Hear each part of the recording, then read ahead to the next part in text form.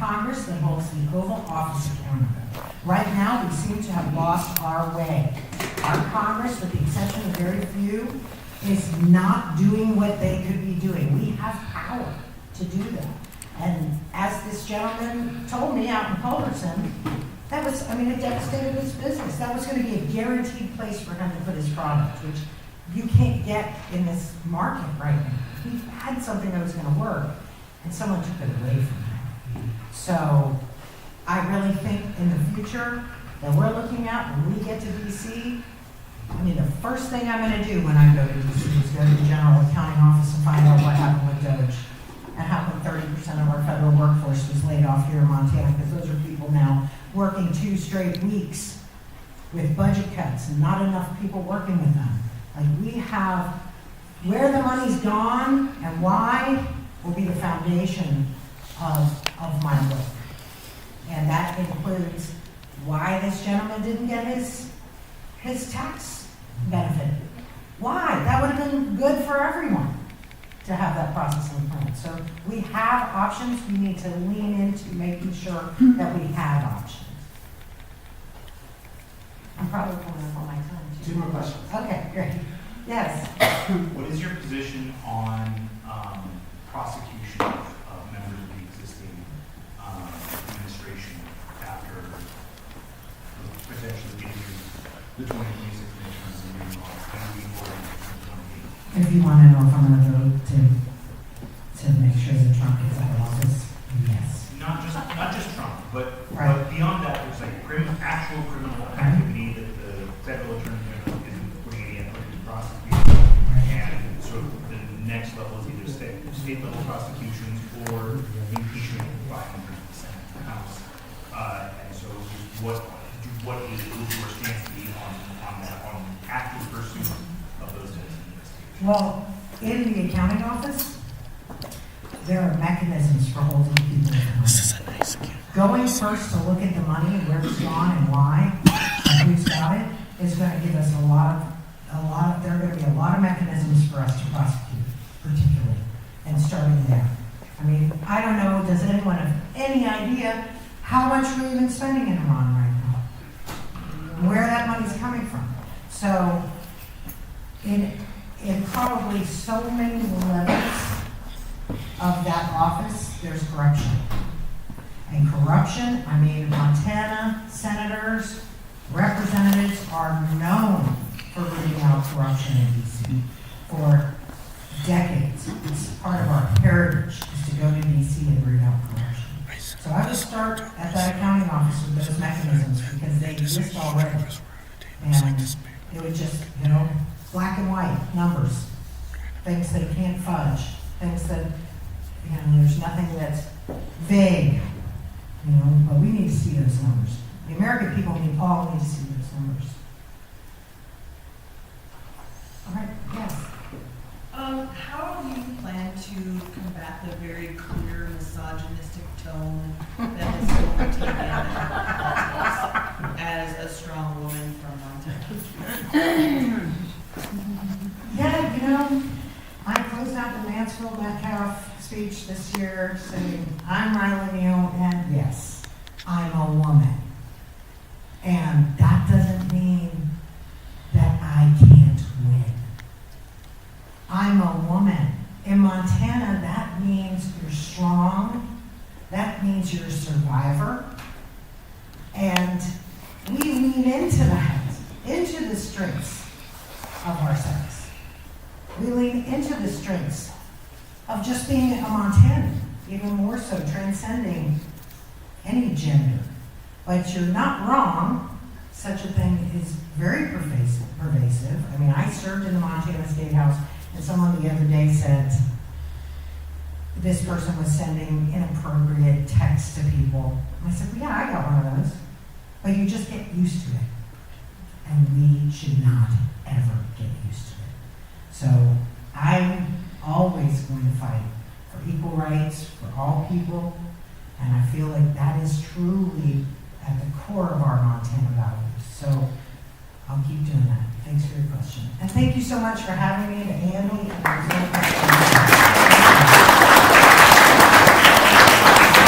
And take a 5-minute break before our next presentation, so if you want to grab her for a couple questions, now's your time. Stick around. Our special guest presentation tonight is with the Upper 7th Law Firm, another Riley Southern all about Montana Constitution. So that'll be next, and we have Sam Forstay at 7 o'clock. Not necessarily. And the Missoula Dems meeting. Stick around. We should have another scene. That my mom did.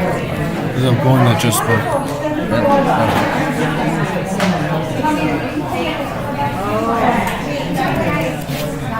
I feel like I recognize them. Are you gonna keep it rolling even through the break?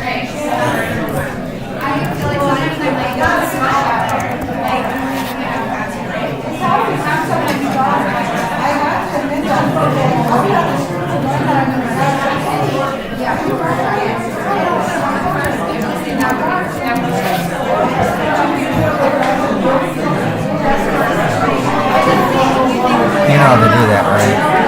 Yeah.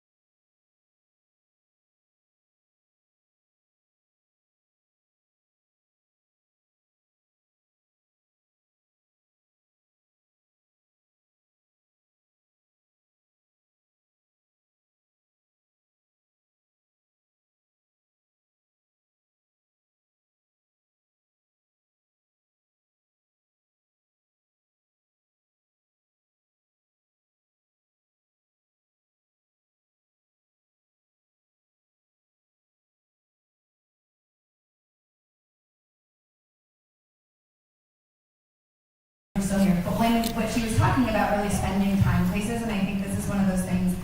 So we are a nonprofit, nonpartisan law firm, and one of our most significant priorities is to get out and to have conversations with people about the work that we're doing. And to be clear, we are going to spend almost no time at all talking about our litigation, although I'm very happy to talk about it at the end. Any questions you have, open book. But generally speaking, right, we come out because we want to talk about the work that we are doing, and the way that we do that is we talk about the Montana Constitution.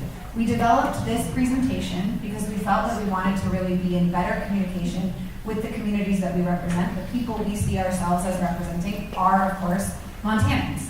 And the people who are out working and living and experiencing what it means to live under the Montana Constitution, and so we want to be in conversation about that.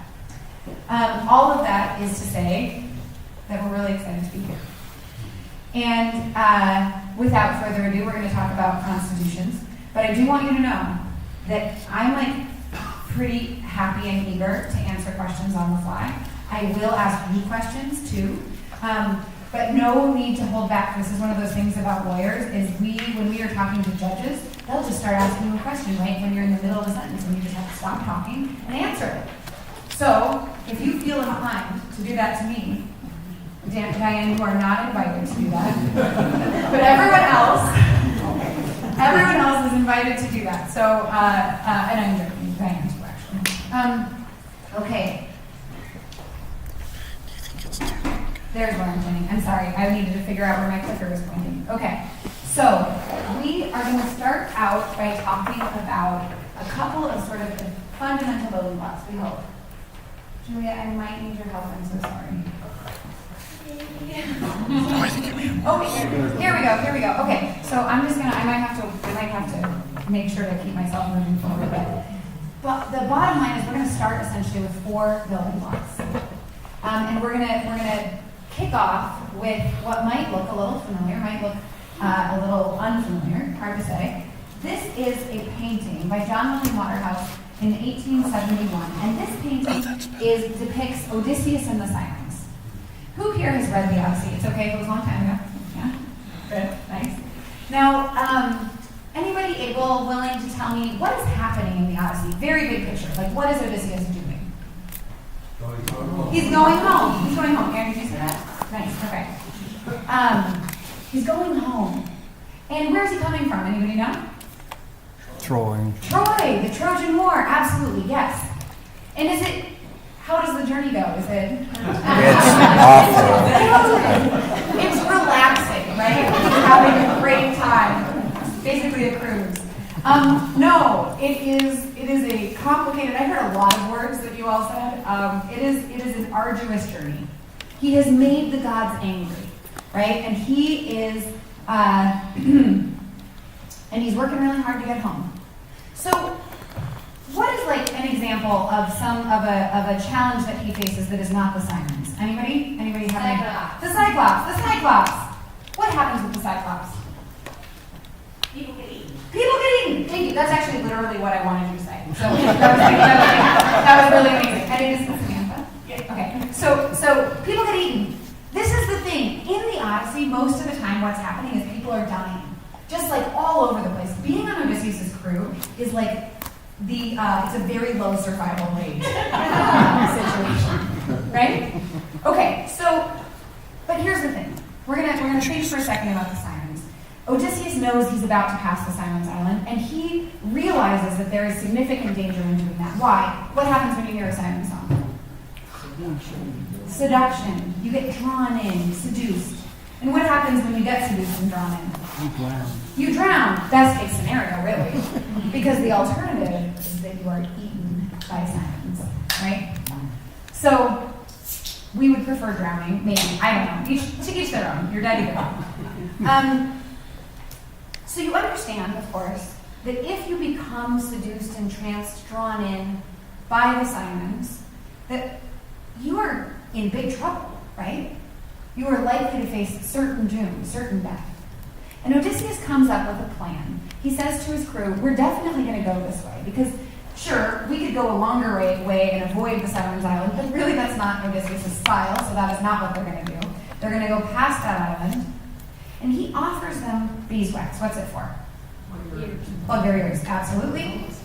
And he asks them to do something to him because he says, I want you all to plug your ears, but I want to be the first person ever to hear a siren song and live to tell about it. Sounds exciting. So what does he have them do to him? Tie him to hands, exactly.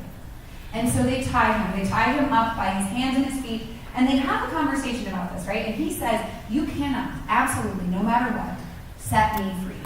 Because if you do, we are doomed. We're done. I know how to drive this ship, and I will drive it right into that Sirens Island. So the crew agrees. They put the beeswax in their ears. They agree that they will not untie Odysseus. And incredibly, for the first and only time ever in the Odyssey, everybody survives. They get past the Sirens Island unscathed. Okay, you guys are like, we are here to talk about the Constitution. This seems like a detour. You're not wrong, but I do love a good story. And so one of the things that I wanted to start with this story when we built this presentation, because when you are learning, when you're in law school, one of the things that you often learn about is constitutional law. It's usually a required course. And in that class, this story it appears because there is a metaphor for a constitution buried in this story. Anybody know what it is? What's the metaphor for the Constitution? What is it? That's the restraint on It's the society. restraint. Absolutely. So we would maybe say the ropes. Yeah. Yeah? What's your name? Woody. Woody. Absolutely. It's the restraint. Do you want to say any more about it? I shouldn't. Anybody else want to add to Woody's answer? Why are the ropes? Why is the restraint? Why is this something that could stand for a constitution? Okay, it should be strong. It should be strong, absolutely. And it has some, well, first of all, you said the answer that is the traditional and correct answer. So thank you, because you were right on it. But also, I want to talk a little bit about what are some of the reasons. Definitely it's because it's strong. It's because it's something that's steadfast, right? It's also because it is the manifestation of a community agreement. Even though, right, we do have Odysseus who has a lot of power, and he is essentially requiring this from his crew, that they must participate in this, they must agree not to untie him. But they do agree not to untie him. And if they decided to disobey that rule, to break that agreement, certain doom, right? So we know, first of all, that it's an agreement, and that everybody signs on, they all agree to it, nobody breaks the agreement. It's also binding. Yes. Tell me more. It's also binding. Yeah. Who is it binding on? In the Constitution, Absolutely. Who does the Constitution protect us from? Government. The government. Exactly. The government, and honestly ourselves. Both of these things are true, right? So I love this. Thank you for saying the binding, because here's the thing. That's the second point, which is that who is Odysseus? He is the captain of the ship.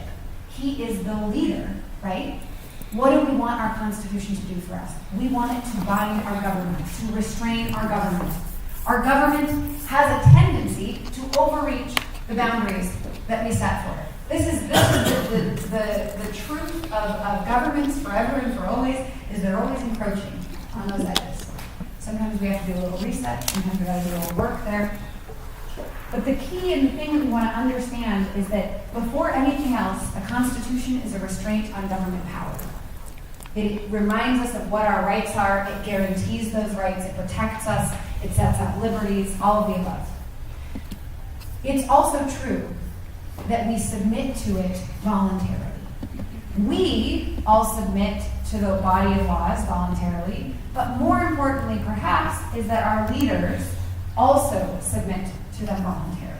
So Odysseus agrees voluntarily to give up some of his freedom in order to get them through a situation more safely. He recognizes what he might be tempted by and what problems might occur if he becomes tempted by it. And they make it through okay because of that submission to the restraints, because of that agreement that they have made all together. The beeswax is also a fun answer to this question, right? Because the beeswax is even more a community agreement, and even more people have to give up some freedom in order to make sure that they get through the situation safely. Okay, so next we are going to move to now. Would somebody raise their hand, or you guys could even you can volunteer someone. Who do you think? Which name should I use for this next example? You can just by population point at somebody. Eli, King Eli. He knows. He already knew. He knew what was going to happen to him, which maybe you should all be afraid, because Eli has volunteered to become your king. We are going to concentrate all of that political power in him. He gets to make all of the decisions about what's going to happen to us. What does that mean for us? Doesn't mean good things. It doesn't mean good things. I mean, I don't know Eli, but I feel like that was a wise response. A good amount of pause. What's your name? David. David. Is that yes? Okay, making sure. David, it's scary to be the first one to say something when you know that the king has complete control. So you walked that line really nicely there. Now, it actually doesn't really matter who Eli is, because the reality is what we see when we have a king is that the king gets to make the laws. They get to interpret the laws, tell us what they mean, define them for us. And they also get to enforce them. And enforcement is an interesting thing, right? It can happen any time, anywhere, all pursuant to the king's wishes, all pursuant to the king's whims. Things could change really fast. What the rules are, what the punishments are, all of this can happen incredibly quickly. And this is one of those things, what's going to happen when we break King Eli's rules? What do you think? Dad. David, you're the only brave one. It's true, right? My favorite answer to this question is the nonverbal. We don't know. Yeah, we don't know. And actually, Woody, that's the most correct answer, right? Is we actually just have no idea. If he's good, then, Things could be okay for a while. That's what's going to happen. Yeah, exactly. Or it could be, right, off with their heads. All of the options are available. The thing that I think is the most important takeaway here from this building block and understanding this point is that it is a great deal to be the king, and it is not such a great deal to be the subject. Okay. Now, we're going to very quickly cover a very complex concept. What is federalism? Well, in the United States, we have a federal constitution. It is the supreme law of the land. It is the foundation on which everything is built. We cannot pass laws here in our state that contravene the federal constitution. We can't contradict it in our laws. Neither can any other state. It's the same across the board. It protects us all, and it keeps us all sort of on the same, from the same starting point. What are some rights that we have under the federal constitution? Freedom of speech. Freedom of speech, absolutely. What else? He's a good king, you guys. Freedom of assembly. Freedom of press. Freedom of assembly, freedom of press. Religion. Freedom of religion, free exercise. Freedom Apparently all the guns we want. all the guns we want. We have the right to bear arms. Absolutely, yes we do. Housing quarter troops. We don't have to house and quarter troops, no soldiers in our houses. Amen. Yes. Yes, exactly. Okay, you guys get it. I like to just make sure we run through a few of these because I'm always checking to see is anybody going to say the right to vote. Right to vote. David's like, I'm a good sport and I will do whatever you ask, basically. And I'm looking for it because, as you probably realize, we don't have a right to vote in the federal constitution. You know where we do have it, if you've got a constitution in front of you, you can go, I think it's on page 18, but it's Article 2, Section 13 in the Montana Constitution. This is our right of suffrage. And this is, we're gonna shift our gears slightly. We've got our federal constitution, the supreme law of the land. And what have we also got? We have, each state has both the obligation and the opportunity to write its own constitution. We must do it, but we also have an extraordinary amount of choice that we get to exercise in that process. And so our Constitution is extra special. And if we look at Article 2, Section 13, the right of suffrage, anybody want to read it? All elections shall be free and open, and no power, civil or military, shall at any time intervene to prevent the free exercise of the right of suffrage. Amen. Amen. This is a phenomenal right to vote. If you don't know, I would love for you to know that the Montana Supreme Court has interpreted this right to vote in a way that ensures that we have greater protections than most places and most states do. The federal government, the way that the right to vote has been interpreted and restrictions on voting rights have been interpreted in the federal context has been significantly more lax when they look at burdensome laws. They don't have high standards. They say, well, the legislature can kind of do what it wants. And we in Montana have said, no, if you are going to interfere with the right of suffrage, you must, across the board, whenever the interference is anything more than minor, you have to have a compelling state interest that justifies the restriction on the right to vote. Okay, so that's a special thing about our Constitution. One of the things about state constitutions, they're dealing in things like public education. They're dealing with a whole slew of things, oftentimes repeating much of what's in the federal Constitution and building off of it. In the Montana Constitution, we have more than 35 additional rights and liberties that are outlined.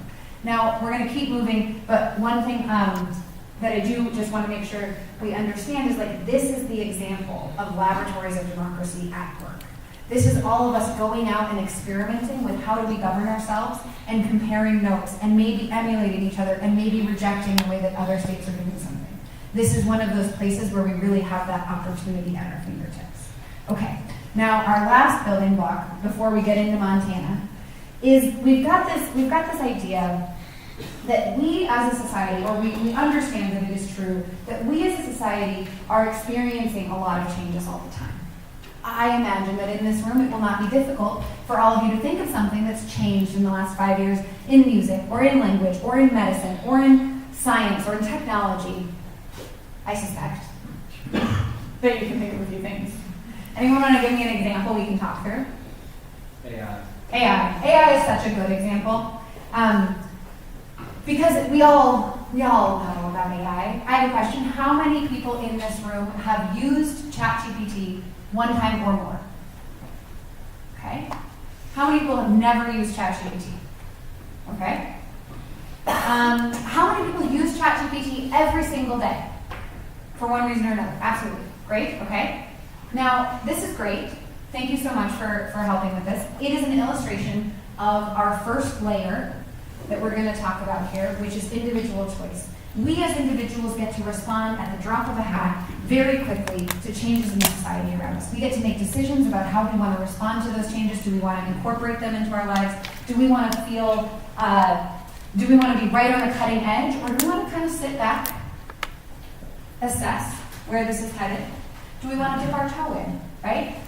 All of these things are true. I will just tell you that you can do this exercise with lots of things. You can do it with gas prices. You can do it with emissions in cars. You can do it with social media, of course, with camera technology, right? And you start thinking about it and you're like, oh yeah, it's true. We do get to exercise a lot of choice. Of course there are parameters, right? We can't necessarily, it has to be economically feasible for us to attain whatever goals we want to and to do that. But really, we have a lot of freedom to make these choices pretty quickly. Also, generally speaking, we want to do things that are legal. But of course, we can also engage in civil disobedience. I often get Roe v. Wade as an example of something that has changed, right? And we can talk through that. But it tends to be slightly harder because it is a legal change. Still, totally possible. Now, what is definitely true is that even in this room, you all are a bunch of at least in some ways, like-minded people, right? And yet, I suspect that if we needed to decide what our rule was for how to use ChatGPT, how often to use it, how long we could use it, what we could use it for, and we all had to come up with a set of rules about that together, it would take us more time, right, than it would take for us to decide ourselves. Absolutely. Now, we recognize that this is true in our society when we're making decisions as a community about how to respond to change. And what do we do in order to make that process slightly more efficient? We hold elections. We elect people who we hope are going to respond to the changes in the society around us in ways that are similar to the ways that we want to see change. So whether it's TikTok, whether it's COVID-19 pandemic, right? Whether it's a crisis or a slow burning issue in the background, we are paying attention to what these elected officials espouse, what views they speak to, and we are making our decisions about who to vote for based on what we hope is a good assessment of their ability to respond to changes in the world around us, right? For the most part.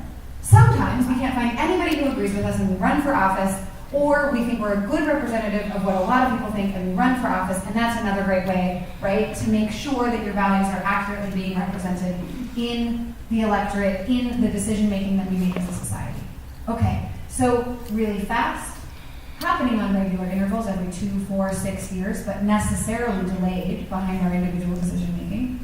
Moving even slower, we have our policy and lawmakers. I know in this room we have a lot of people who know a lot about policy and lawmakers. So we elect folks, we elect legislators to go and represent us in our state legislature, we represent folks for statewide office. We see that when we elect those people and they go and they represent us, they work hard to implement the policies and the values that they campaign on. They cannot do it in the first week. They cannot usually do it even in the first year of holding an office. It takes time, and we know that. I'm not going to belabor this point because I think you all are an audience that really understands this. Sometimes we spend a little more time here with high school students who maybe have a little less experience with that, not Eli. By the very nature of the structure of our legal system, and with full intentionality, by design, the Constitution moves the slowest of all. It is intentional that the Constitution doesn't respond to every little change in our society.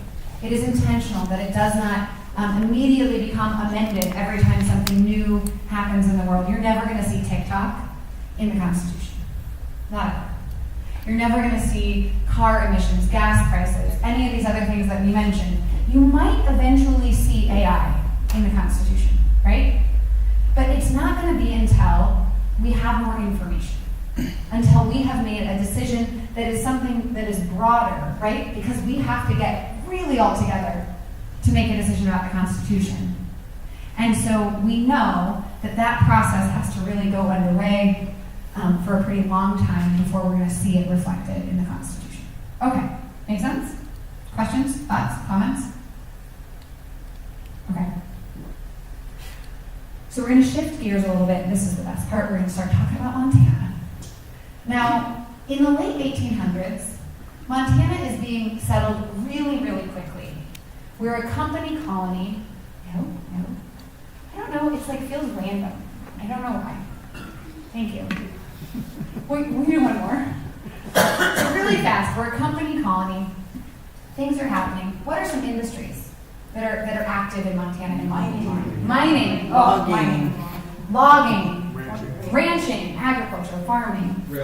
Railroads. They're bringing people out here to build railroads like crazy. What else? Anything else? Trapping, absolutely. The first fur trading post in Montana is in the it's the 1860s. It's a big deal. Yeah. Okay, so I'll be honest, I was basically just looking for copper and agriculture, but to be clear, I really like talking about all of them. They're all accurate. And it's a good illustration of what's happening in this moment. The boom is upon us, right? Things are moving fast. Okay, so can anybody willing to define manifest destiny? That we have a right to take control of the whole American economy.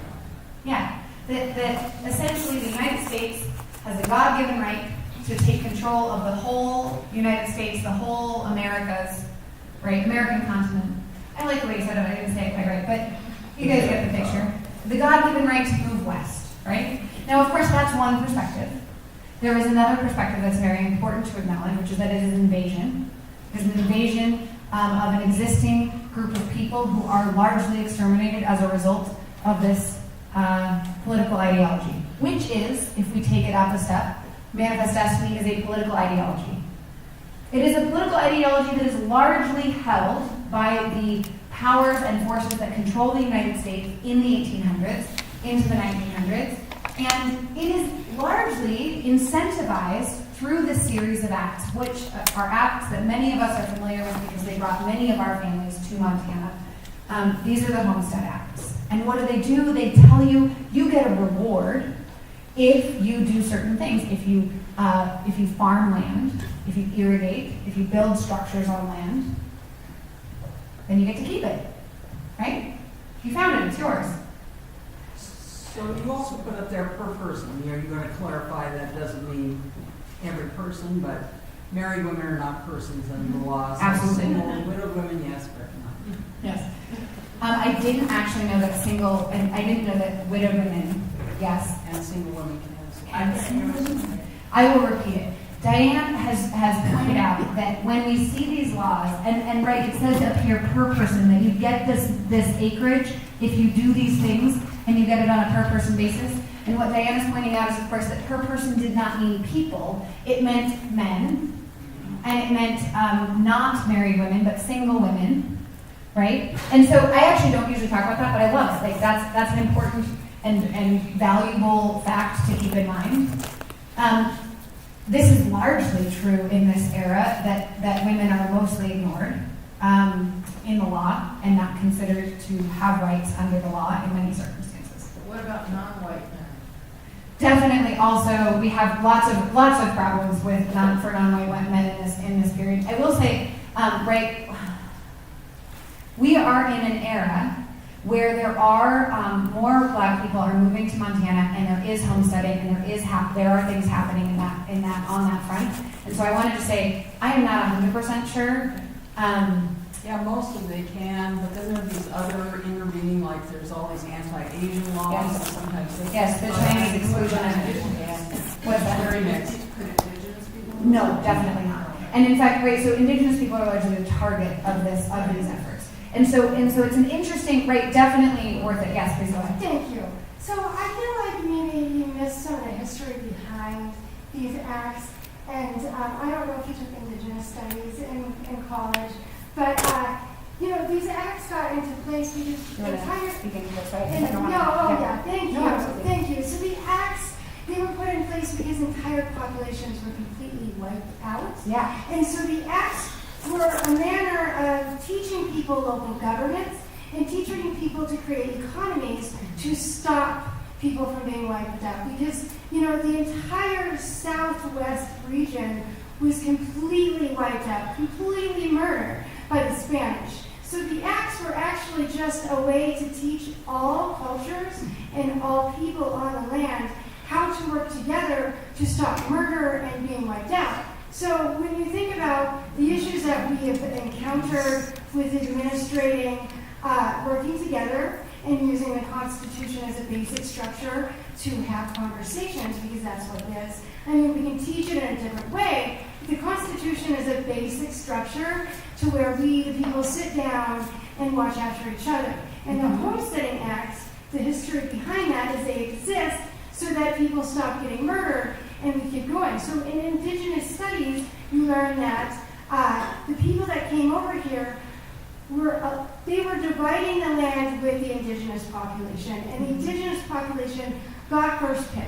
And at the end of the day, the language, you can get a hold of George Price, who likes his class, and that is what we were talking about. So the language barriers at that time kept people from understanding how to work together. But if we did not learn how to work together with a basic structure, then people would be continually murdered.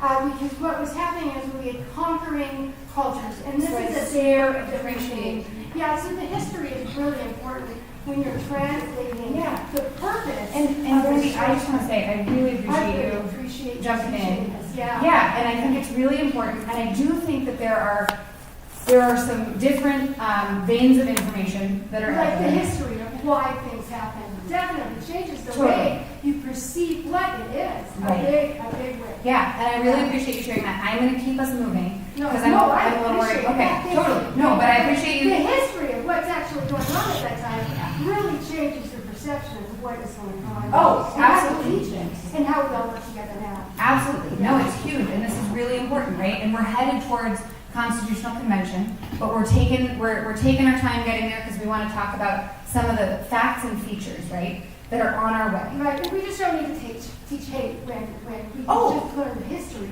Brandy, Sure. Brandy, Yeah. Sure. let her move on, okay? Yeah. We get your point. That's good. She's going to move on. She Thank said you that for your we don't have to do that. contributions. Let her Oh, on. yeah. I just want to add something to that. Okay. A lens, we all have different critical lenses that we can put on history because it only represented a small portion of the people that lived on this planet and only a small amount of the ways that things have been done. And what's your name? And that includes women's critical history Absolutely. as the majority of the population that still doesn't have. Can I lift up just like all? But many other views can be placed and are true. Absolutely. And what's your name? Freya Maxner. Freya, thank you, because I think it's really helpful to keep it in mind, right? That we are coming with different lenses, right? And we are coming to these things with different sets of education, and these are really valuable and important perspectives that we bring to the table. And I want to make sure that we are really clear that that's always important, it's always welcome, and sometimes we got to go back to the drawing board and make sure that we fully understand these things. So I am really grateful for people chiming in, and I am now officially, we're gonna keep it moving. So we are gonna turn to 1870, and this is a big and important moment when, will you help me? Thank you. In 1870, the US government, for the first time in our history after the Civil War, asks the states to conduct a census. And each of the states goes out and we conduct the census, we count the people who live in our states, and Montana counts 20,000 people. Who does this number exclude? Indians, Native Americans. Native Americans are not included in this number. Native Americans at this time in our history, however, ironically, are not considered to be American citizens, right? And so they are excluded from this number. There are some details about this. In some parts of the country, tax-paying Native Americans are counted. Montana does not elect to do that. So this number excludes Native Americans. Now, the next 10 years, we jump ahead and we have doubled our population to almost 40,000 people here in the state of Montana. And by 1910, we get to 376,000 people. And by 1920, we are at 550,000 people. Oops, I'm sorry, it's working again. We are like clicking together. It's my fault because now I won't go back. It's fine. Okay, so what I want you to focus on for just a second are these numbers, 1870 to 1920. We go from 20,000 people counted in the state of Montana to 550,000 people. We ran the numbers for if we start with 1.2 million right here, and we grow at the same rate. In Montana, in 50 years, we would have 27 million people living in our state. Now, obviously, it is not exactly the same as this type of growth, right? Because land is finite, space is finite. It would feel a lot more crowded with 27 million than it does with 550,000 in 1920. But what I want people to feel for just a moment is that experience of just how much growth that is. Just the exponential way in which we are seeing infrastructure needs grow, in which we are seeing the need for resources, for water, for railroads, right? We got transportation issues. And so this is a boom. It's a moment when there are a lot of people moving here. They're moving here for a lot of different reasons. And one way or another, as they arrive, there are a lot of needs, right? Now, in 1924, we're going to shift our gears a little bit, we have the Indian Citizenship Act that is passed by the federal government. And this is an exciting moment in a lot of ways, right? We're starting to recognize Native Americans as citizens of this country. We are also seeing a little more respect for tribal sovereignty, some recognition of the treaty making and the capacity of Native Americans now, and respect for, but we say nothing about voting rights. And this is something that's really an important thing. We're going to take just a tiny moment to understand this. So have women always been able to vote in this country? No. Have black people always been able to vote in this country? No. And who was the first woman ever elected to Congress? And what year did we pass the 19th Amendment extending suffrage to all women in the United States? 1920. 1920, both answers are correct. We passed it in 1919, it went into effect in 1920. I've gotten my facts right on this because I'm always confused. I'm like, why are people so insistent that it's 1919? Anyway, it makes it a lot easier to remember, right? 1919, the 19th Amendment. Okay. Now, when was Jeanette Rankin elected? 1916. 1916, absolutely correct. And when did women have the right to vote in Montana? 1914. 1914. We extend the right of suffrage to women. By the way, I just want to say, I really enjoy this when we have, and I got you guys on the last one, but I love the a crowd that knows, that know all the answers. It's really fun. So, 1914, we passed the right of suffrage for women here in Montana. 1916, Jeanette Rankin was elected. Just to be really clear about this, Jeanette Rankin, very popular. A lot of men like Jeanette Rankin too. So I'm not saying that the only reason she was elected is because women could vote, but I do think that it may have helped, right? Now, she gives a speech on the floor when she's in Washington, D.C., and she talks about the fact that she cannot vote in the vast majority of states in our country. And then in 1920, we implement the right of suffrage for women. We pass the 19th Amendment. And I like to give that illustration because I think it's familiar history to us, and we can kind of remember that. Because now we're going to talk for a second about a way in which Montana fell behind a little bit. Which is to say that in 1924, we see there is Native Americans. I'm leaving it to you. I'm going to put this down so I don't confuse it. Thanks. Yeah. This is a big deal because until 1975, Montana says that you can only vote if you pay your taxes directly to the state. This is a big deal. Because if you live on a reservation or on Indian land and you make your income there, you are paying any of your income taxes to your tribe, not directly to the state, right? And you are an indirect taxpayer. And the result of this is that you are categorically excluded from voting.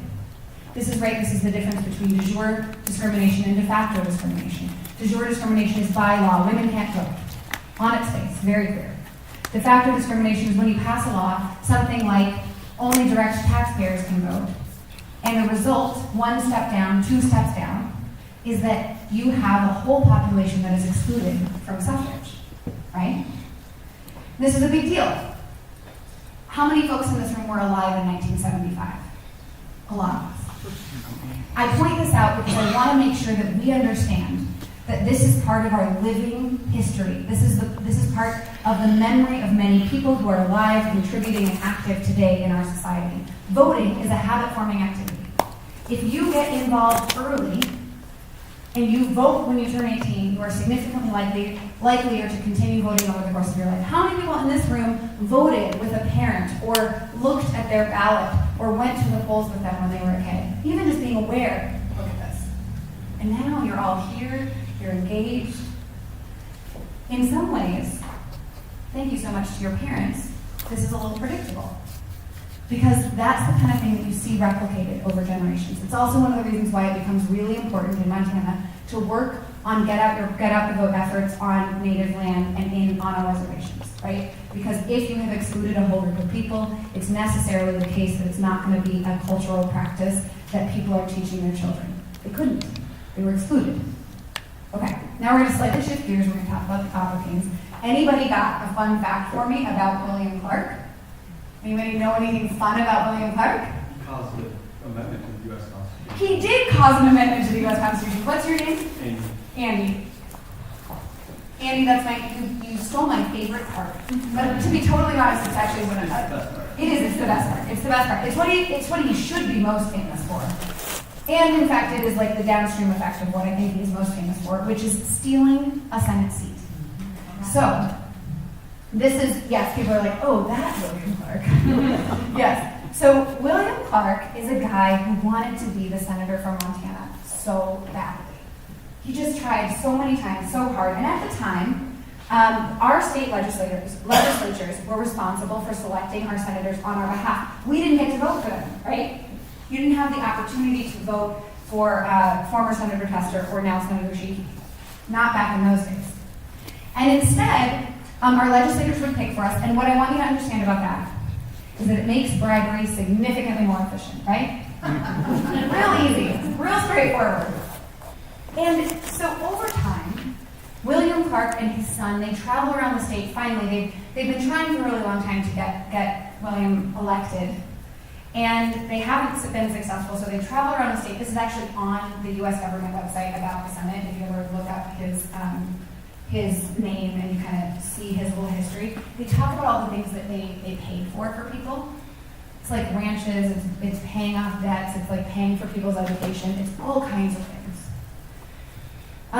Now, extraordinary generosity, right? So William Clark, he gets himself selected, and Marcus Daly is very upset about this. Marcus Daly and William Clark are not friends, and Marcus Daly reports him. He reports him to the powers in Washington, and when William Clark gets there, Marcus Daly has written to them, and they almost immediately they convene an investigative committee. He doesn't even get to sit in the Senate. He doesn't even get officially seated. He's immediately subject to an investigation. And he gets nervous. He's like, I don't want to face this. He declares, of course, blusters loudly, I didn't do anything wrong. And then he comes running back to Montana, having resigned his seat. When he gets there, you are the political nerd, so I'm going to tell you the whole thing. The lieutenant governor is sitting for the governor for 3 days, and it happens to be right at the time when they need to make an appointment to fill the seat that William Clark left. He appoints William Clark. And then, come a few months later, first of all, Marcus Daly dies. So his big opposition, his opposition falls away. It's all gone. And William Clark is immediately reelected by the same legislators that he had already paid for. And as an inspiration for just what Andy said, the 17th Amendment, which allows us to directly elect our senators. Thank you so much, Mr. Clark. Now, another thing that we can know about Mr. Clark that I think is one of the reasons I want to tell you that story because I want you to get a sense of his character. This is a man who also presides over that 1889 Constitutional Convention. And if you didn't know, that Constitution, it protects against any taxation of mining revenue. Because that's fair. Now, 1889, he's presiding over the Constitutional Convention. You've got a sense for all this. Now we're going to talk about this guy, Gus Heinze, for a minute. Gus Heinze, I'm going to pretend to be Gus Heinze for a minute, if that's okay. And I'm going to will you tell me, I'm thinking your name right here. Yes. Allie. Allie, I'm going to come to your backyard, okay? So I'm Gus Heinze. I'm going to give the microphone to Eli.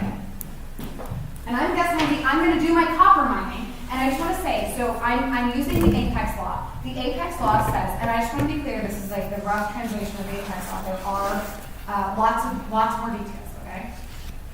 I'm on my own property, I start my copper mine, and I head towards Valley. But I'm going underground. As long as I stay underground, it's fine, right? So I just keep following that copper ore until I end up, I'm kind of more in the front here, but I'm not going to try to go all the way around. Okay. Allie, I am under your backyard, and I am taking your copper. You can hear me, but you can't see, because the key, the important thing of the Apex Law, you got to stay underground. You can't be up on the surface of other people's property. How do you feel about this? Not very good. She's tempered. She has a very a little upset. Reasonably, Allie says she's a little upset. Good news, bad news for you. Allie is part of a very strong team. She's extraordinarily powerful. She is someone who belongs to, can you hit the next one? The Anaconda Copper Mining Company. And the Anaconda Copper Mining Company owns tons of stuff. Lots of copper mines, but also all the newspapers, all the grocery stores, all of the freight in transit that's moving to and from across the state. This is one powerful lady.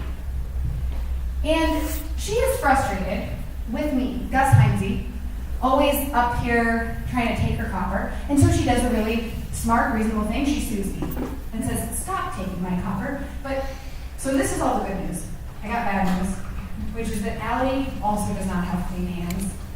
Allie also is somebody who wants very much to use the Apex law to her own advantage. Are we okay? Oh, okay. She wants to use it to her own advantage, and so she's in this situation where she keeps trying to sue me in Butte courts, but I have taken a page out of William Clark's book, and I have paid off all those judges in Butte, and they are deciding cases for me. And so Allie is frustrated. She goes to the governor. She says, I want to pass a law. This is the most corrupt proposal, the most nerdy, corrupt proposal that a person has ever made, right? And she says, I want to pass a change in venue law where I can sue this Gus Heinze somewhere else. Remember that Allie represents the copper mining company, okay? Now, she does this, and he says no, and he balks initially. And so she threatens him. She says, this is gonna be painful for you. And the governor, because the governor doesn't want to call a special session, it's inconvenient, it's expensive, all the things. We all know that, right? Now, Allie says, all right, I'm going to shut it all down. So everything on the list, she shuts it down. Except for one thing. What is the thing that you do not shut down on this list? Newspapers, groceries, freight, and transit. Thank you. You already know. News, why news? Because you get to control the narrative. Because he who makes the news, right? Okay, so controlling the narrative, this is very key. Allie is very successful. I just want you all to know that the Anaconda Copper Mining Company and its successor organizations owned almost all of the newspapers in the state of Montana until 1958. It's a long time. Allie is successful.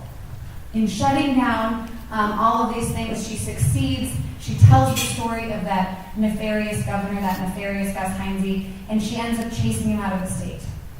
He goes winding back to New York with $12 million in his pocket, talking about how corrupt we are after having committed a variety of innovative financial crimes in our state before leaving. This concept, this is the copper collar. This is the idea. This is one story that is meant to illustrate the concept of essentially the political and economic forces having a stranglehold on all of the different spaces that we have, where we normally would be able as a people to elect the people that we want, make the decisions that we want. But instead, we find ourselves with these moneyed corporate interests that are able to continue to hold all of this power for literally decades. Okay, so we're going to jump to the 1960s, and we're going to speed ourselves along because we don't want to stand in Sam's way. Now, we're gonna skip through this slide. What I want you to know about this is that essentially a legislative referendum is made to the state of Montana, and 65% of Montanans in 1970 vote to have a constitutional convention. We are in a constitutional moment here. People are thinking about this nationally. They are thinking about the importance of revisiting these constitutions. They're not just a ticket to enter the union. They are actually an opportunity for us to govern ourselves in thoughtful ways. And we here in Montana take that moment very seriously. And we find ourselves with the opportunity to rewrite our Constitution because we've decided by a 65% margin to do so. I just want to make sure that we think about this for a moment. It is much easier to agree that there is a problem to solve than it is to agree on a solution to the problem generally, right? So I'm going to tell you about a couple of these guys. We've got Mike McKeon up here. He's a hair on fire screaming liberal all the way on the left wing. We've got C.B. McNeil right here. He's a dyed-in-the-wool conservative hardcore all the way on the right wing. Everybody gets to Helena. They elect Leo Grable to be the chair. Chet Blaylock, school teacher from Laurel, Montana, does the thing that all good school teachers will do. Any school teachers in this room? A couple people? Done it before? raises his hand and says, I think we should sit alphabetically. And they agree. They say, okay, yeah, let's sit alphabetically. You guys see it? Yeah. They're right next to each other. And for those of you, I know there's a couple legislators in the room, in our legislature, we have seatmates. We have desks that are stuck together. These two, they're not just neighbors, they're seatmates. They are elbow to elbow. And this is an exciting thing. You can imagine the fireworks. In fact, they become lifelong friends. These two men, they get to know each other, and they don't change each other's minds. Not about the big things, but they're able to see each other's humanity past those political differences. They stay in their ideological wings, and they become close friends. Now, I think that's kind of a nice moment for us to reflect on in a political time when we may not be seeing a lot of that. And I want to point out a couple of other important things too about the convention. So we've got seated alphabetically. We've got folks who are chosen by partisan election, and none of them are seated elected officials at the time that they are elected. And this is in part because although the copper industry believes that they were going to have the opportunity to ensure that elected officials would, the ones they had already bought and paid for could be directly installed into the convention, that in fact, the Supreme Court looked at the 1889 Constitution and said, there is a provision that says you cannot be a dual office holder. So if Diane is a legislator and she has been elected in 1971 to be a legislator, she cannot also be a delegate to the Constitutional Convention. She can't do them both at the same time. She's got to run out her whole term as a legislator before she can do that. Now, this is a big deal because it really changes the tenor of the Constitution. It means that you've got all these political newcomers. I kind of like to think of it as a whole bunch of people with imposter syndrome who show up and they want to work so hard, right? They've been reading, they've been going crazy. They really want to make things happen. Now, okay, we talked about this. It's a lot easier to agree on the existence of the problem than to find the solution and agree to that. We passed the Constitution by the skin of our teeth, fewer than 3,000 votes, right? And yet, it has endured for more than 50 years. It has been held up by legal scholars as a model for a way to write a constitution. Other countries have used it as a model for how to write a constitution. Other states have borrowed provisions from us and put them into our constitutions. We normally do a little exercise at this point where we talk about one person, one vote. And we're going to skip that because we got to get moving and we're going to get right into some of the contents of the Constitution. We're going to take a moment right now to talk about something that I'm guessing some people know how many women were elected to the Constitutional Convention delegation. 19. One of them, Maynard Allenson, she's in the back here. She's 24 years old at the time. She's the youngest delegate. She goes on to law school. She's still around today. She's fantastic. If you ever have a chance to hear her speak, I highly recommend it. We also elect Lucille Spear, the oldest delegate. Both of them are from the Missoula delegation. Now, this is an accomplishment that's very exciting. There were only 2 women in the legislature at the time, 2 out of 150 to 19 out of 100. Amazing. Less good news. The majority of whom are League of Women Voters and The UW majority, members. the majority of whom are League of Women Voters and American Association of American University Women members. And these 2 organizations are hugely responsible for the passage of the Constitution itself. Want to make sure that that's very clear because it is a really cool thing. For reasons that are related to one person, one vote, the Stockgrowers Association comes out against it, etc. Okay. Now, less good news. We have no Native delegates elected to the Constitutional Convention. And of course, why is this? It's 1972. Can't vote. Most Native Americans in our state cannot vote. Andy, whenever you're like, you just got to get off the stage. A couple more minutes. Yeah, I can do this. I got this. Don't worry, guys. We got this. Okay. I want to lift up this moment that happens because I think it's a disappointing thing to have no Native delegates in a state where we have such incredible contributions from Native people, right? And yet, Native Americans in our state did not take this as a reason not to participate, not to be part of what was happening, right?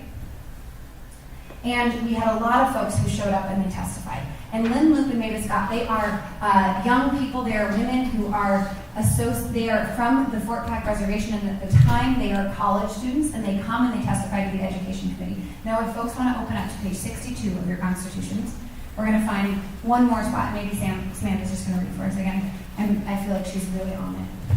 She's ready to go. We're looking for Article 10. Oh, it might be 661. New constitutions. We're in Article 10, Section 1, 2. Starting at the 2, that sentence. The state recognizes the distinct and unique cultural heritage of the American Indians and is committed in its educational goals to the preservation of their cultural integrity. Thank you. You can come with me everywhere for that. Beautifully read. This is an extraordinary thing in our Constitution, right?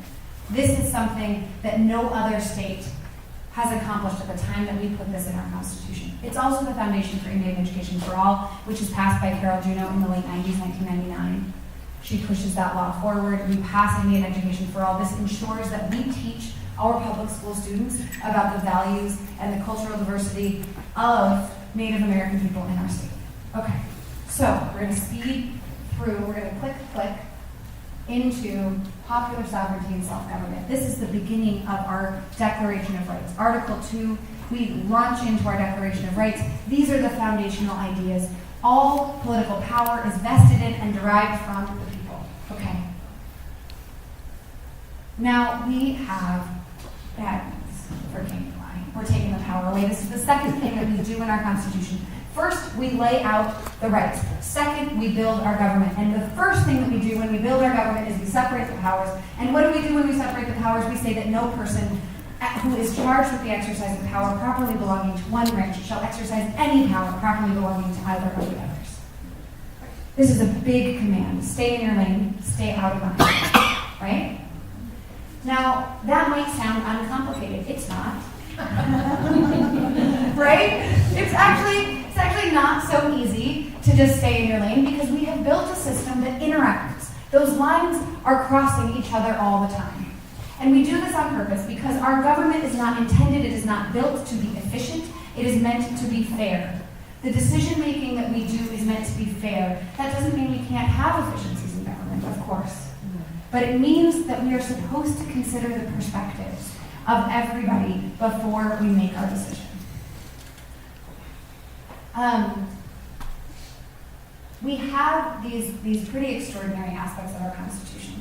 And right here, Delegate Vermillion is talking about the right to know. And he comes with this philosophy in mind. He says the people and the public are the boss, and the government is the servant of the people.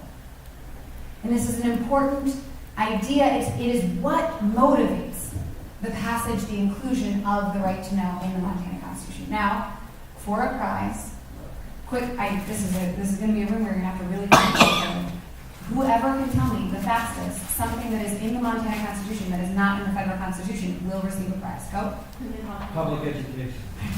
They are both correct. And you were fast, and it was really good. Thanks. You can maybe give that one to me like that. That seems good. Okay. Yeah. Can I send it to you? I was like, I just feel like right over other people's heads, not a great plan. Okay.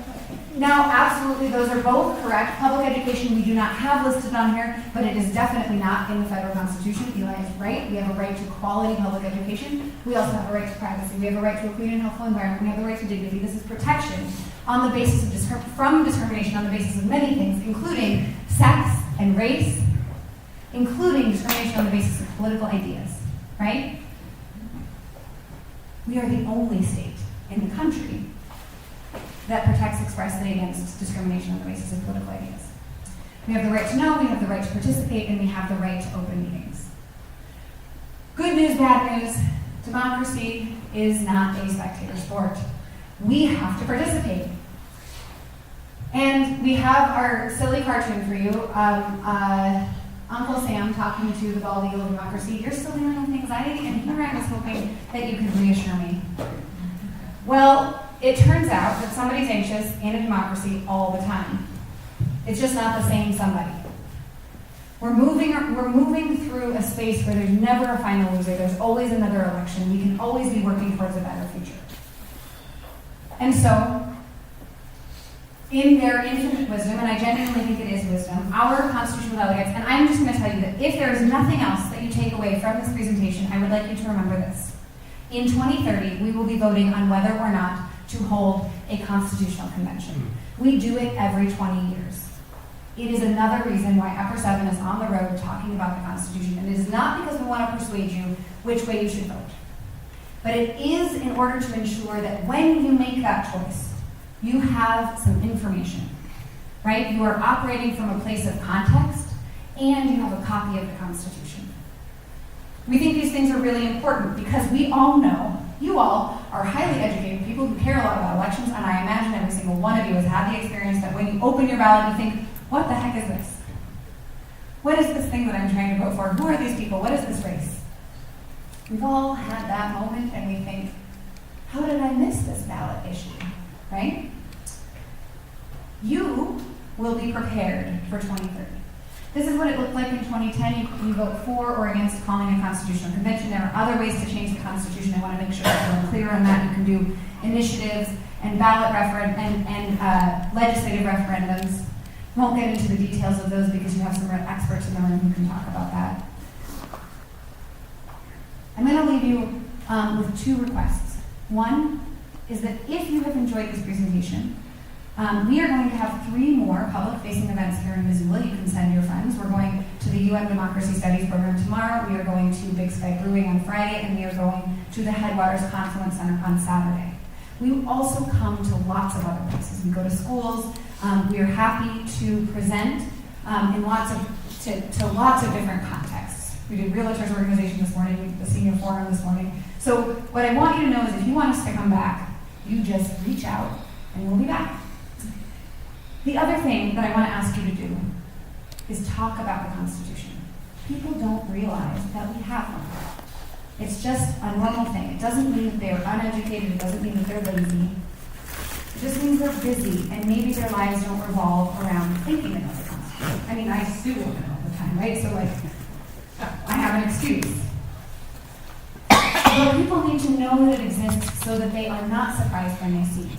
They just moved here and they're so young they don't remember. Absolutely. Or they're so old they don't remember. Anything in between. All of the above. Okay.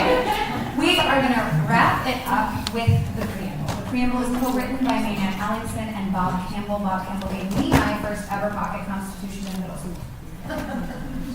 We, the people of Montana, grateful to God for the quiet beauty of our state, the grandeur of our mountains, the vastness of our rolling plains, and desiring to improve the quality of life, the quality of opportunity, and to secure the blessings of liberty for this and future generations, do ordain and establish this Constitution. Amen.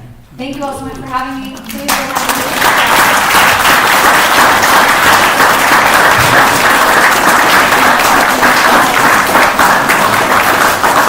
All right, I'm going to pass the Riley 7 Sunday. Okay, we're going to take a quick time. I know people need a break, but we've got 2 more things on the agenda. We've got candidate Sam Forstake for the Western District. He'll be speaking for 30 minutes, and then we have our monthly meeting. So take 5 snacks, drinks over here, restroom over there, talk to Riley or Sam, and we'll get started in 5 minutes. Thanks for coming, everybody. We should probably send it to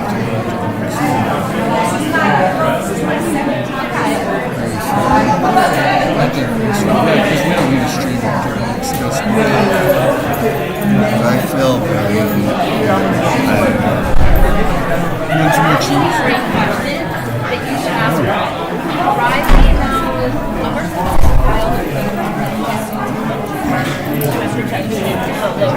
I gotta get today's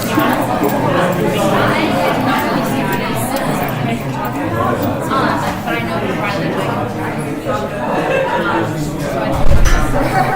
I'm so sorry about that. I wish I knew more though. Oh, you can go, Chad. Does she have a car? Yes, she's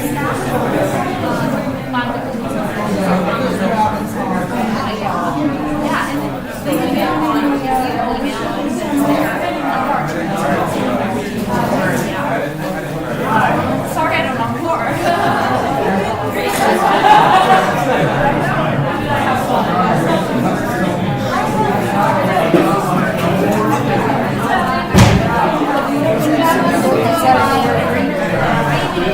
I've had a job.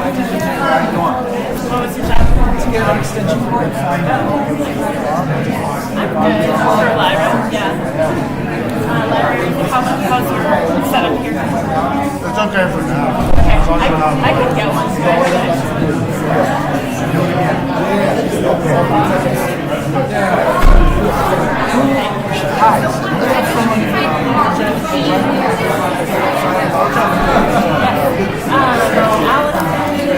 I don't want to leave.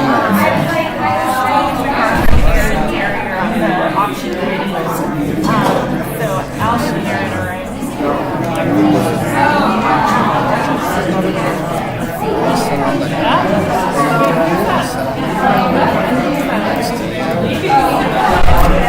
Oh my gosh. Yes, that's mom.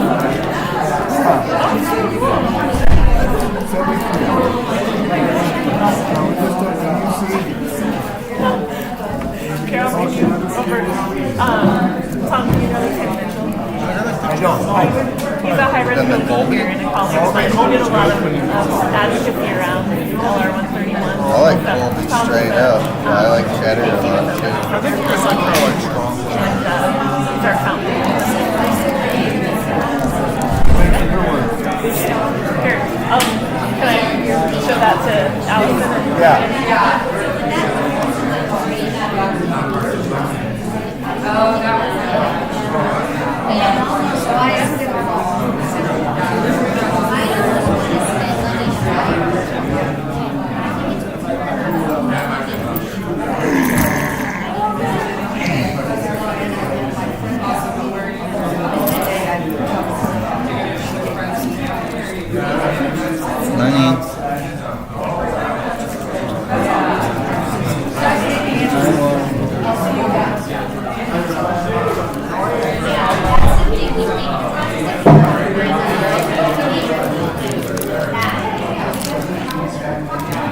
You didn't do your hold screen.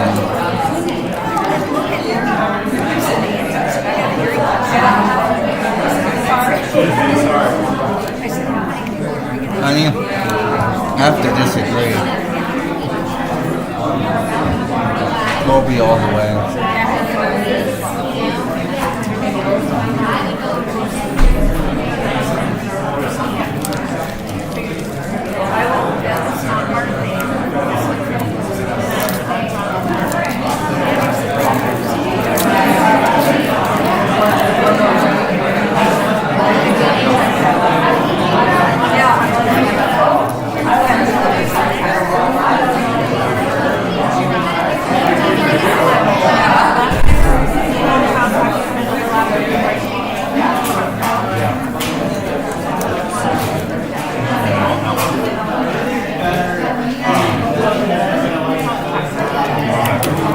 I love dark chocolate.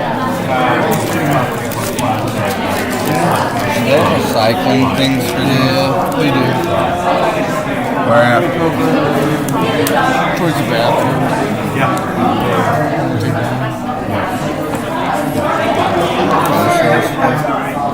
I'm going with me. See what you're talking about. Cheap trash. Oh, I see. Well, they're labeled too.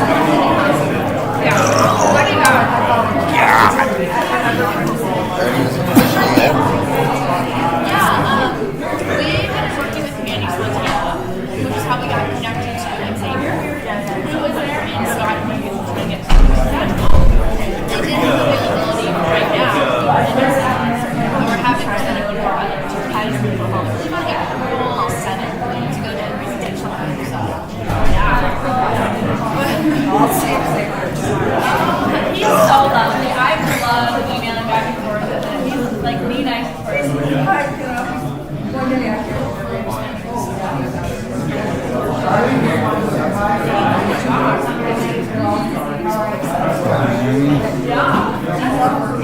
Oh, that is so great. I've heard your library is amazing.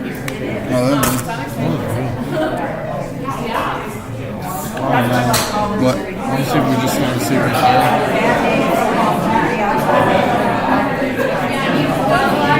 I don't know. what would make you more comfortable? Kind of hard to sit down and do it.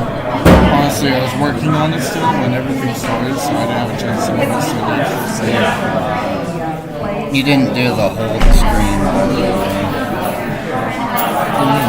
I just played whatever, right? Oh, I recorded the part I wasn't watching.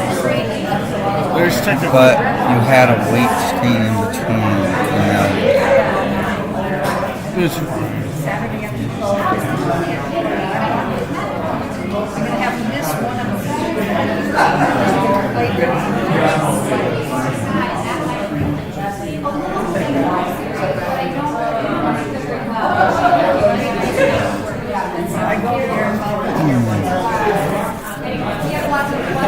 That was wild. There's a day of service at the library.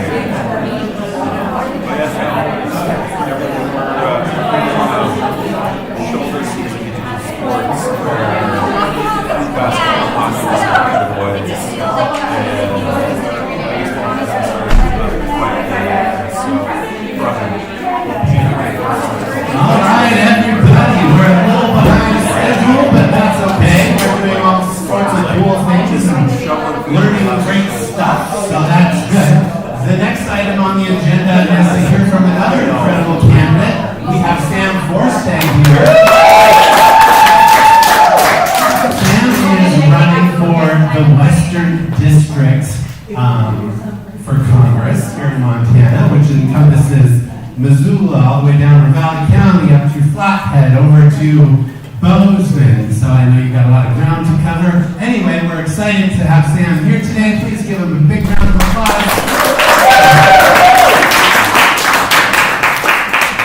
Hey y'all, thank you for the time. I'm Sam Forstag, as I said, running for Montana's Western District to try and finally get us some more class representation in Washington. I owe Riley far more than 15 minutes that she was here because Riley and it helped me over at Upper Second when I was working for public libraries and fighting for their funding at the state level. It helped us a whole lot when we're not having an easy time with that.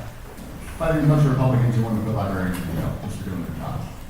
But taking a step back, I have spent the last 8 years as a wildland firefighter in this state, the last 4 as a smoke jumper, and the last 2 fighting against the richest man in the world was put in charge of some major levers of power and decided to go and fire about a quarter of the Forest Service in Montana. And a lot of those are my union members.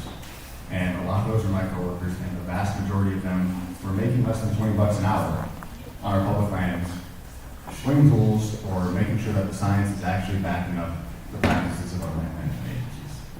And when we reached out as a local to our congressperson 4 or 5 times, we could not get a response.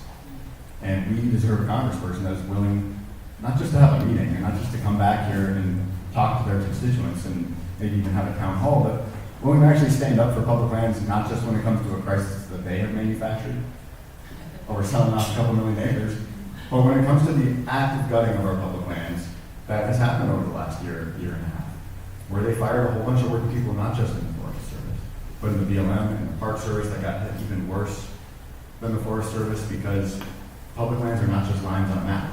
There are a whole lot of people working their tails off to make sure that you can actually make it up that road to the trailhead and up that trail into the forest or the wilderness, whether it's for hiking, skiing, hunting, whatever it is, if you are not somebody like our congressional delegation that happens to have access to a whole lot of private acreage because you're worth many, many millions of dollars. That's not the case for most people here in Montana. And I'm running on the real basic notion that you should still be able to work a good job in this state, one good job, and afford housing and health coverage that actually gets you health care when you need it, and child care if you would like to stick around this state and raise a family like I would like to, but like a whole lot of young Montanans cannot even conceive of when they're spending 70 to 80% of our income on just having a roof over your head. That is not how these systems ought to work. That's not how they could work. And we can do so much better. We can afford that as a country in 2026. Unfortunately, the things that we have decided to invest our resources in are tax cuts for the wealthiest people in this country and corporations. So this campaign is about the fact that we have lots of cause to be angry about the way our government is being run, but we also have lots of cause for hope about the solutions that are not too complicated for us to achieve when it comes to something like housing or healthcare or childcare. It's going to take a lot of resources. We got those resources, we just need to spend them a lot better.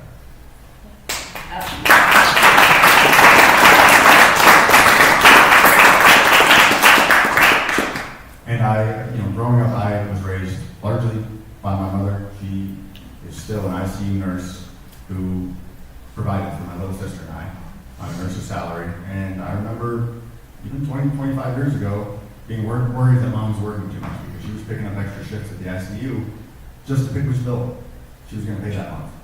And it is not easier to raise two children on a nurse's salary today than it was 20 or 25 years ago.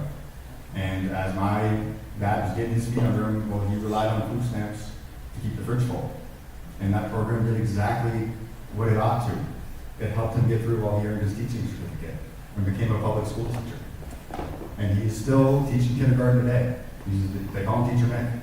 And it is not easier to provide for two kids on a public school teacher's salary than it was 20 or 25 years ago. That is a failure of leadership, and these are things that we can address and we could better address if we had some darn help at the federal level.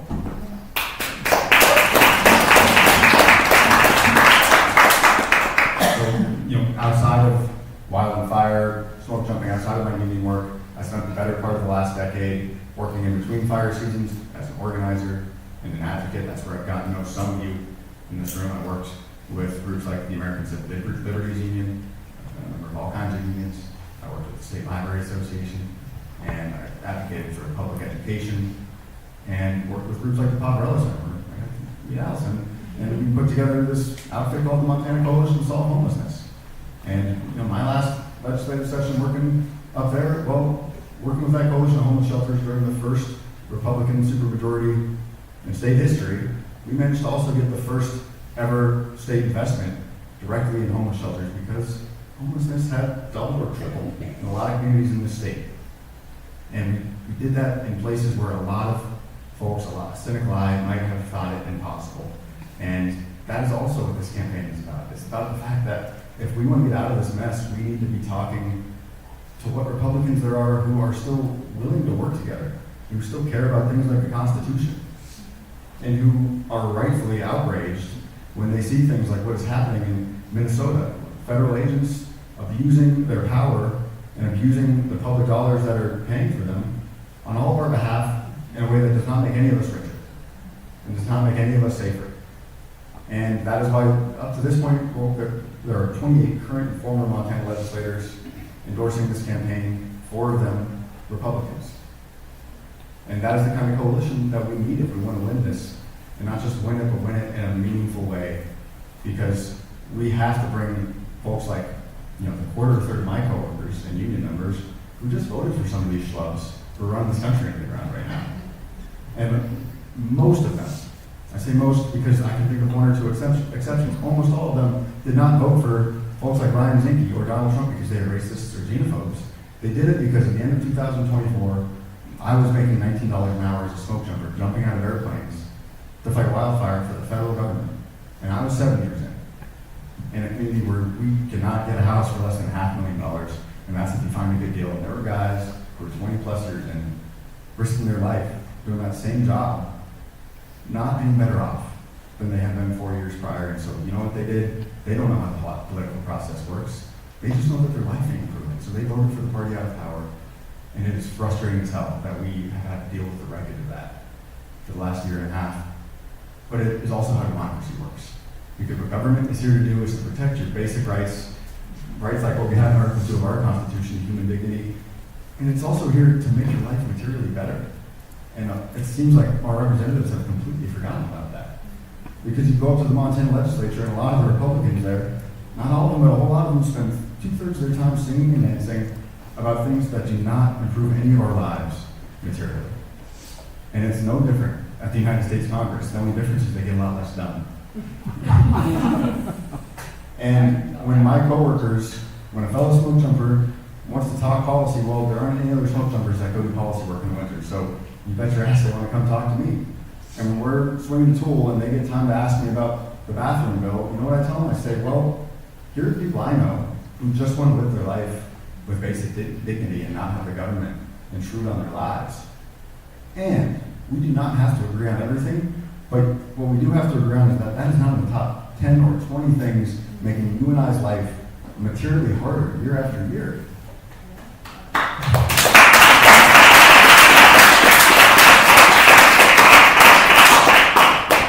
And what else I tell them is, you know what, while they're spending all their time singing and dancing, what they're also doing is cutting the top income tax bracket 8 years in a row.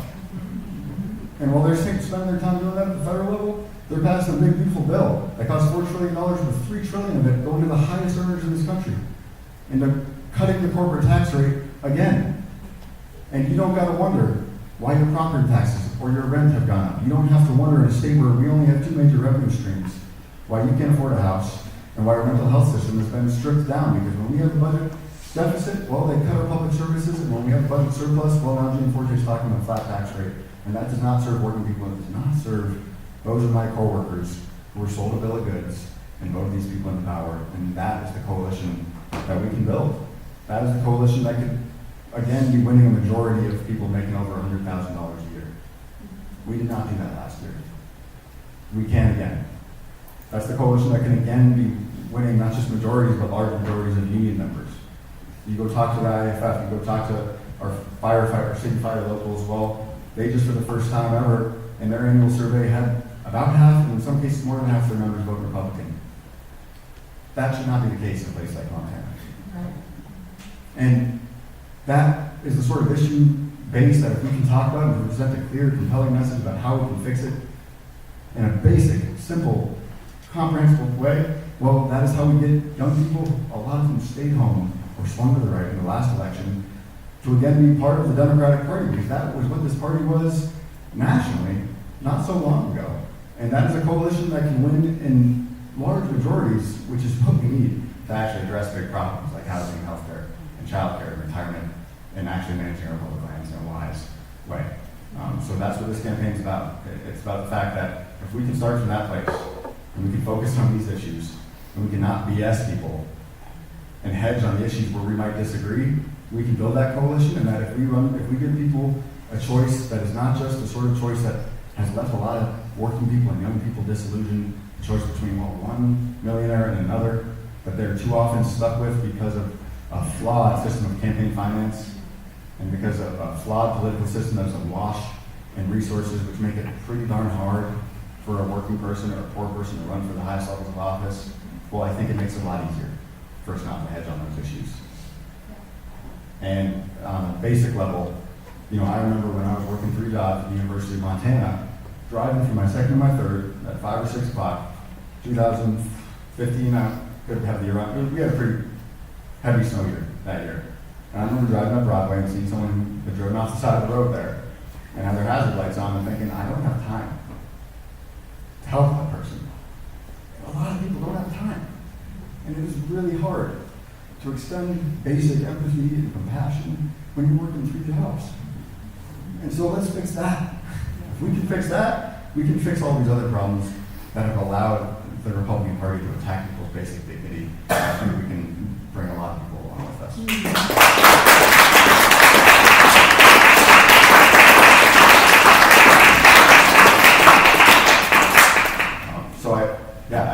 I would love to answer your questions. I have been told by people like Brandon that I'm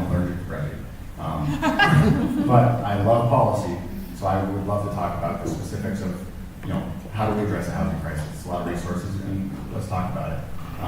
I will just leave you with a brief story. I had to leave school something to run for this, right? Because you cannot be a federal employee and run for partisan political office. So I resigned about 3 months ago, and I cried as I handed in that resignation letter. It's seen you cried before. But my second to last fire I ever jumped was at the end of September. And it was a lightning bust in northern Washington, in the beautiful Enchantment Mountains, real steep.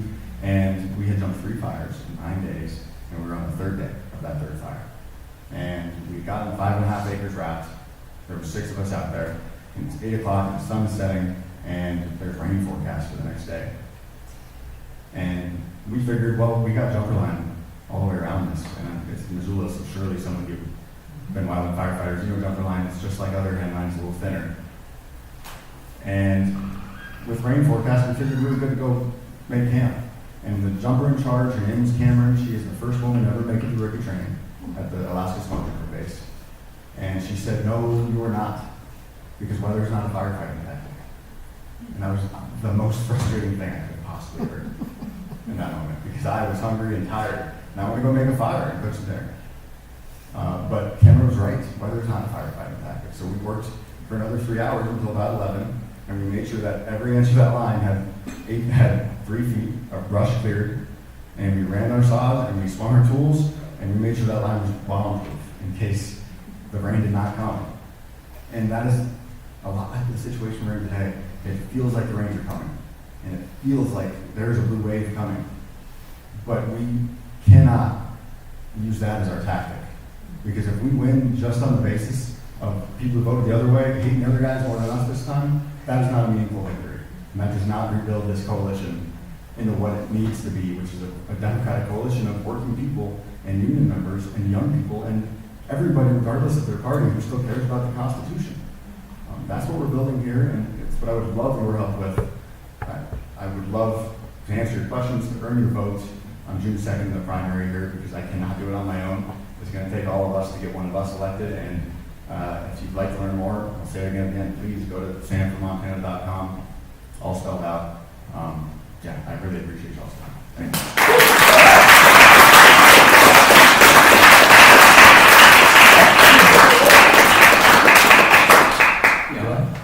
Let me say first, everybody I talk to tells me the same thing, that you're a really good, kind-hearted guy. And not just your supporters, everybody. So in the current political climate, I think that's a really good thing. But let me ask both for government, Washington and Helena, and also us as citizens and organizers, how do we rebuild organized labor? Because this used to be a union state. And as you said, without unions, you can't have individual liberty. So how do we do that? Well, we support them, and we start from where a lot of union members are starting at, right? Because right now, that's something in a rough range of 10% unionization in this state. And a lot of those are people who come from groups that do not feel like they are empowered within the left, the Democratic Party, whatever the heck you want to call it. So we rebuild them with a lot of blue leather. A good example is this year, actually right here on the Lobo National Forest, this is the first unionized forest in the country. They organized in 1917, our local. And we had one non-union forest left in the state.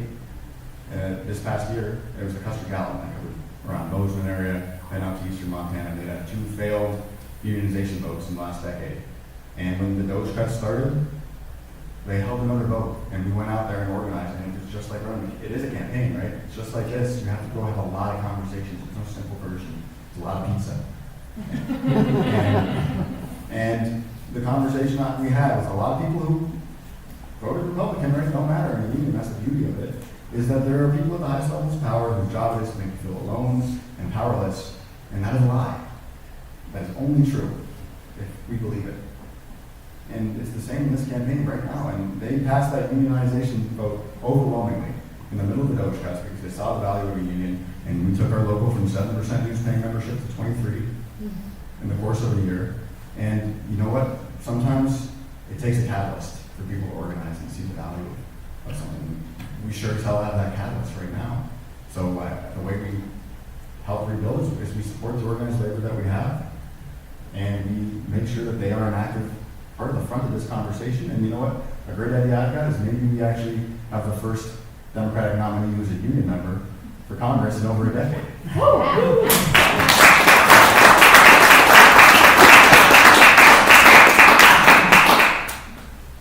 Sir? Could you speak a little bit more about what you think policy measures you would like to see enacted to help address housing that will specifically function in Montana? Absolutely. And just like with a lot of this, I don't want to bury the lead here. It's going to take a lot of resources and investment from the federal level. And if we want to address what is pretty clearly a housing crisis, so if anyone on the back end of this, a lot of young people and working people, well, we got to treat it like a crisis. And the hopeful thing is we've had a housing crisis in this country before. We had a housing crisis after World War II with a whole generation of Americans coming back from overseas, ready to buy homes and build families. And you know what we did? We stepped in on a bipartisan basis and invested billions in 1950s dollars. We had the GI Bill, we had the 1949 Housing Act, and we built 810,000 units of homes. And we created low-income housing voucher program, and there were all sorts of flaws to the ways that we did that, right? We concentrated poverty, there were racist applications of those laws. But we have a whole other set of tools we could be investing in to scale up. The tools working in Western Montana right now are things like community land trusts, right? Where we buy the land out from underneath those houses so that we can sell it. We can sell a house to somebody who needs to start their home at a lower cost. God willing, we can invest in things like the community development block grants that help make sure that you can actually afford to get that mortgage and that you're not paying so much monthly that you're going broke doing it. And, well, if we have deed restrictions or community land trusts for things that we're providing federal subsidy for, we can control the rate at which the valuation goes up on that home, right? That's often something around 3% or the rate of inflation, so that you are not taking a loss on that investment if you're a first-time home buyer, and you are still on that ladder of home ownership. You're still building equity. When you sell it, that is permanently affordable workforce housing. And we have models like that that work, but the problem is scales. And we don't have the resources at the city or county level to scale those up like we need them. We do at the federal level. So let's start spending a whole lot of money and do it. And I would propose that we look at things like the Big Beautiful Bill, and we repeal the parts of that law that did not help working people. The $3 trillion of that bill that did not help people who are struggling to get by, and start to imagine how much good we could do to tackle the housing crisis without investment.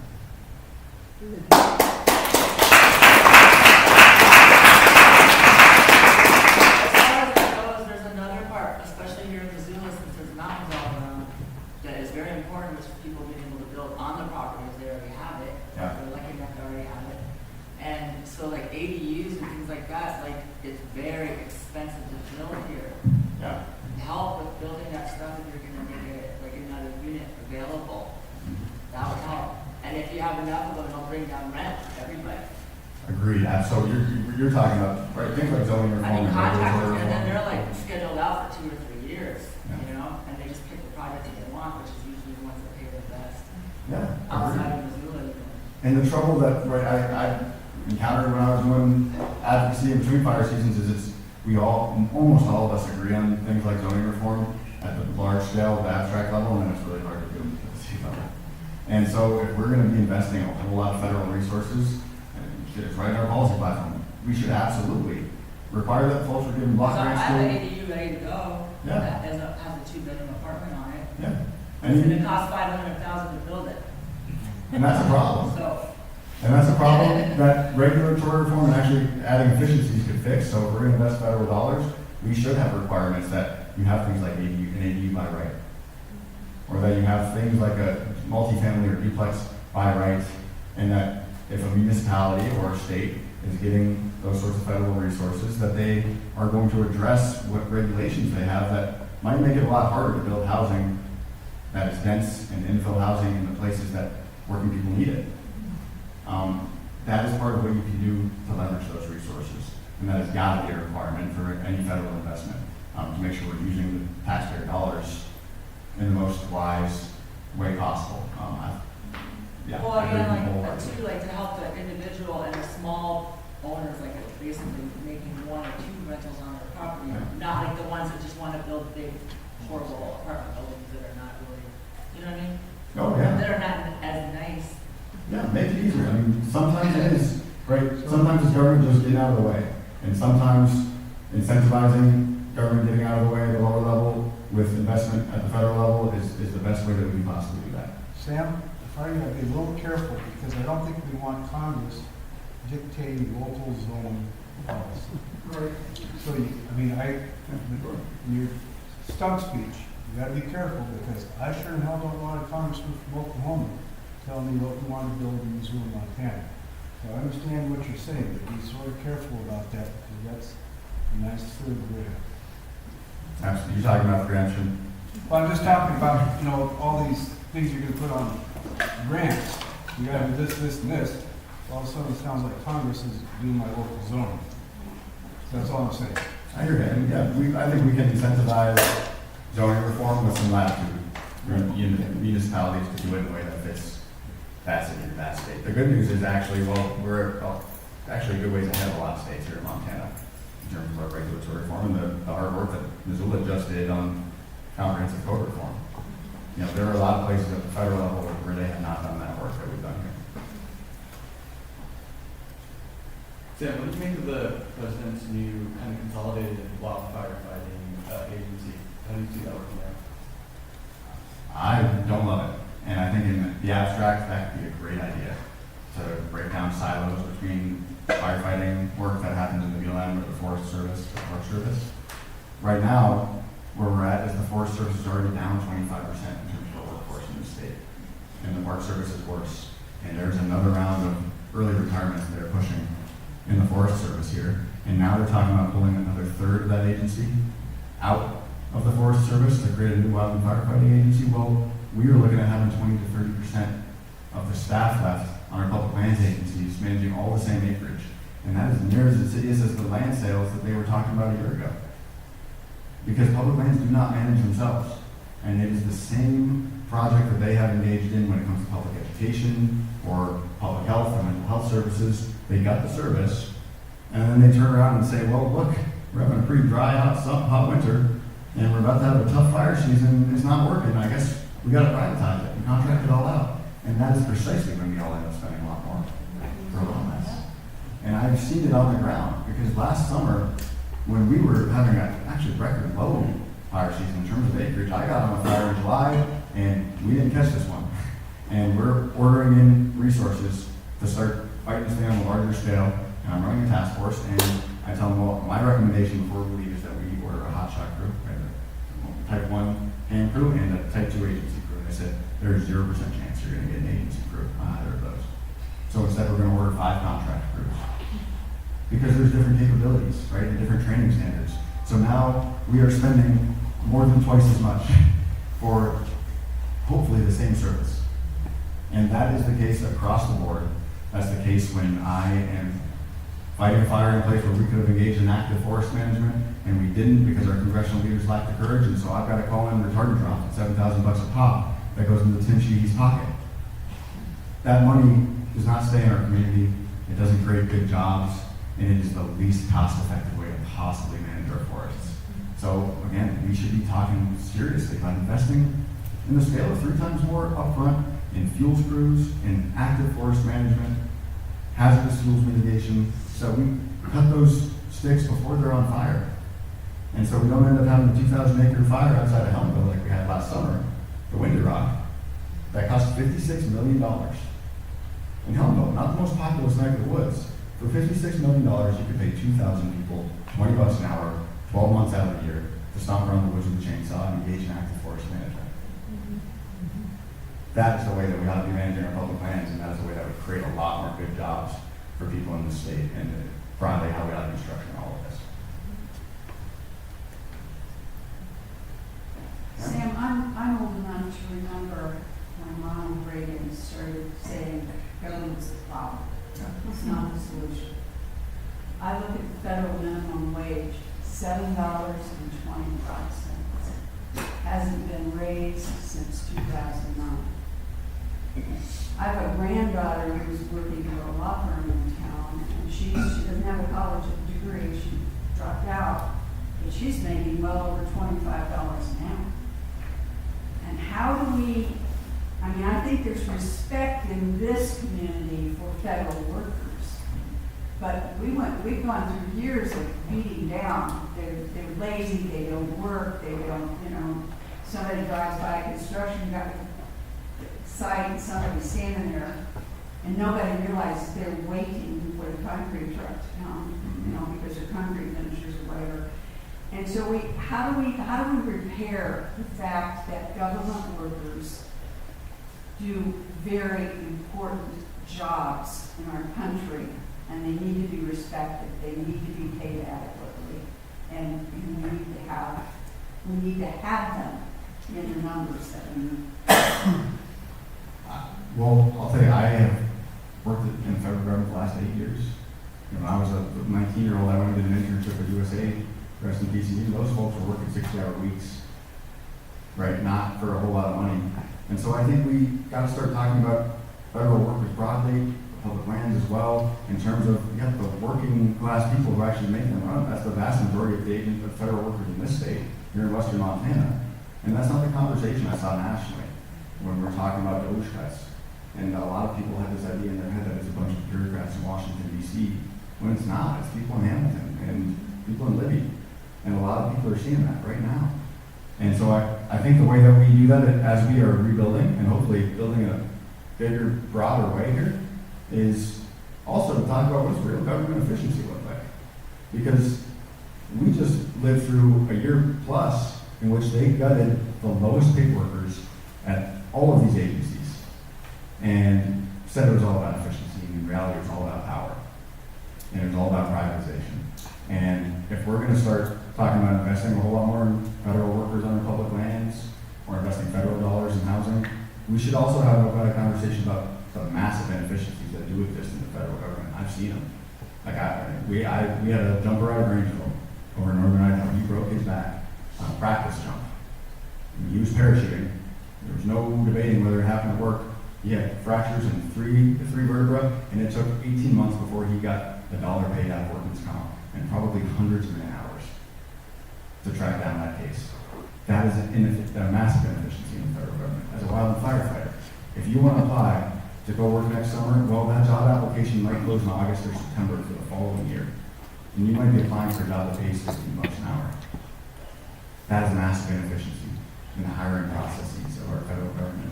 So let's talk about real government efficiency as we are talking about how to wisely invest taxpayer dollars, because that's what being a good steward of the taxpayer dollar looks like. And I think if we do that, we can both restore faith in how our federal government works and what it can do.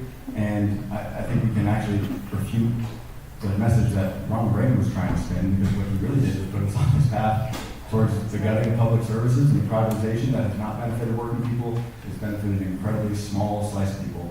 Privatization equals profit. Yes. And it doesn't mean efficiency. Yeah. Sir? Who's someone in Congress now that you admire and why? You're putting me on the spot here. Depends on the week, I suppose. But no, I admire the work of Marie Bluchen Camp-Perez. Didn't like the way she voted last week. I found it pretty bad in my war powers resolution. I couldn't hear what you said. Marie Bluchen Camp-Perez, she is a representative out of Southwest Washington who won a district that voted for Donald Trump by 5 or 6 points, I believe. And she did that by talking about the economic issues that were making it so hard for people like her. I think she's a mechanic, I believe, for working people to get by. And she did it by not leaning into all the anger and the vitriol that seemed to define national politics writ large. That's the way we have to run here. And I would offer we can do that and talk about big, bold policies, big, bold, populist policies that are going to help working people. Because, God, I got to say this everywhere I go. My coworkers and union members did not vote for Donald Trump because he is uniquely ideologically conservative. That seems self-evident. There's nothing conservative about what's going on. That is also why the 4 Republican legislators so far have endorsed this campaign, because they don't see any conservatism in what's going on. So we don't, I would offer that if we want to win those voters back, just swung to the right, the answer is not to sound more like of this change. The answer is to have the clearest message possible about here's how we're going to make your life better in the near term. Because if you know that feeling in your chest when your car's making a weird noise and you don't know if you're going to be able to afford rent, well, you're going to deal with it with a little bit more urgency than our members of Congress have been. That's a long-winded answer, sorry about that. One more quick one. And One more. oh, one more. Yeah. Okay. No. Okay.